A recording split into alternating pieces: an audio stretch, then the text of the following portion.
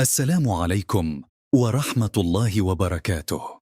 موعد مباراة الهلال والوصل في دوري أبطال آسيا للنخبة، وتبدأ المباراة يوم الثلاثاء 18 من فبراير، وتبدأ المباراة في الساعة 7 مساء على ملعب زعبيل الدولي. انتهت آخر مباراة بفوز بونت نادي الهلال على برسبوليس 4-1.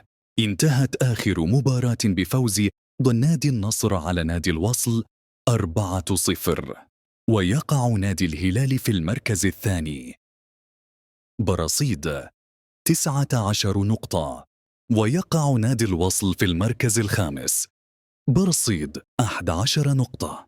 واستنقل المباراة على دوت قناة بين سبورت، وسيكون المعلق أحمد البلوشي. ولا تنسى الاشتراك في القناة ليصلك كل جديد.